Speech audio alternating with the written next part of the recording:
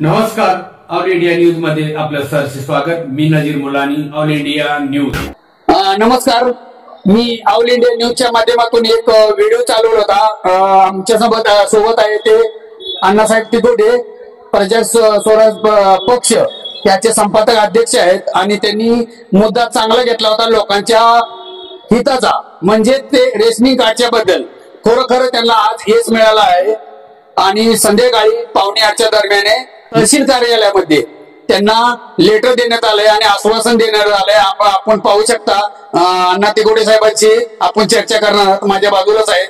तर माझ्या चॅनलच्या माध्यमातून आपल्याला अभिनंदन आहे आणि आपलं आज अमर उपोषण केलं आणि एका दिवसात निर्णय दिलेला आहे. तर काय म्हणणार आहात? आणि माझ्या चॅनलच्या माध्यमातून आपल्याला अभिनंदन करतो आणि आपलं लोकांच्या जनतेसाठी आपण चांगलाच आवाज उचलला आणि खरोखरच मी एक चॅनलच्या माध्यमातून लोकांपर्यंत आवाज पोहोचवला आणि आपण जो मुद्दा घेतला तो लोकांच्या भविष्यासाठी घेतलेला आहे. रेशनिंग काही लोकांना मिळत नाही हे सर्रास माहिती आहे आणि ऑनलाईन होत नाही, लोक येतात जातात आणि त्याच्याच मुद्द्याला पकडून हे अण्णासाहेब तिकोटे यांनी मुद्दा पूर्ण महाराष्ट्रात झळकत आहे आणि खरोखरच हे दिलगिरी व्यक्त करण्यासारखी आहे.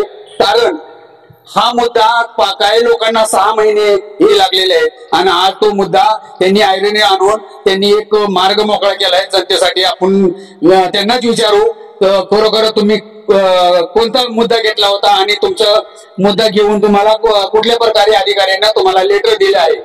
अण्णासाहेब, ऑल इंडिया न्यूजच्या माध्यमातून आपल्याला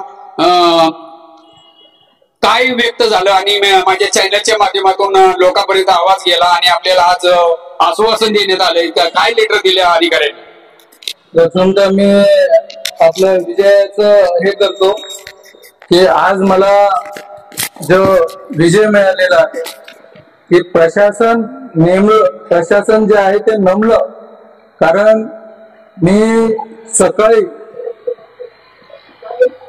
11 वाजेपासून आमरण उपोषणाला बसलो होतो. मला असं वाटलं होतं की जे मुद्दे होते साधारण साधे मुद्दे होते. रेशन कार्डातल्या संदर्भातले जे मुद्दे होते की रेशन कार्ड तात्काळ मिळाले पाहिजेत. जे जानेवारी महिन्यामध्ये या लोकांनी अर्ज केले त्यांना रेशन कार्ड मिळाले पाहिजेत. त्याच्यानंतर शासनाच्या धोरणानुसार जे 7 दिवसामध्ये 1 महिन्यामध्ये रेशन कार्ड द्यायला पाहिजे त्या नियमानुसार ते रेशन कार्ड दिले गेले पाहिजे. त्यानंतर बिलो पॉवर्टी लाईन खालचे जे रेशन कार्ड धारक आहेत, जे पिवळे रेशन कार्ड जे वाले जे आहेत, ते साधारणतः त्यांना 35 किलो धान्य मिळते. त्या 35 किलो धान्याच्या बदलीत प्रत्येक व्यक्तीला कधी 10 किलो, कधी 15 किलो, कधी 20 किलो अशा प्रकारचे धान्य देऊन बाकीचं धान्य हे लंपास करत होते दुकानदार. त्याच्यानंतर शासनाच्या धोरणानुसार जो वेळ दिलेला आहे साधारणतः सकाळी 10-9 ते संध्याकाळी 6 वाजेपर्यंत दुकान चालू राहिलं पाहिजे. त्यानंतर लॉगिंग सिस्टम, पब्लिक लॉगिंग सिस्टमच्या माध्यमातून लोकांना फॉर्म भरायला सांगितलेले आहे. परंतु सगळ्या लोकांकडे अँड्रॉइड मोबाईल आहेत, परंतु तो वापरला कसा गेला पाहिजे, त्याच्यामध्ये ऍप कसं घेतलं पाहिजे, ते इन्स्टॉल कसं केलं पाहिजे आणि त्याचबरोबर ते अपलोड कसं होईल अशा सगळ्या प्रकारचं त्याच्यामध्ये काम बाकी होतं. परंतु त्या लोकांचे ते कामं होत नव्हते. म्हणून मी हे आमरण उपोषणाचा पाऊल उचललं होतं. म्हणून आज 4 तारखेला मी सकाळी 11 वाजता तहसील कार्यालयासमोर उपोषणाला बसलो आणि एवढं सगळं करत असताना सकाळपासून एकही जण आलं नाही. परंतु पत्रकार बंधूंनी आणि काही सहकाऱ्यांनी यामध्ये खूप महत्वाची भूमिका घेतली. त्यामध्ये ऑल इंडिया न्यूज चॅनलच्या माध्यमातून प्रथमतः बातमी ही प्रत्येक माणसाकडे पाठवण्यात आली. त्याचा फायदा म्हणून आज प्रशासन नमलं आणि त्याचा फायदा गोरगरीब जनतेला होणार आहे. त्याने मला हे पत्र दिलेलं आहे. या पत्रामध्ये शासनाच्या नियमानुसार कारवाई करून गोरगरिबांना न्याय देण्याचं त्यांनी मान्य केलेलं आहे आणि त्या पद्धतीने मी हे पत्र मला साधारणतः 7:45-8च्या दरम्यान मिळालं.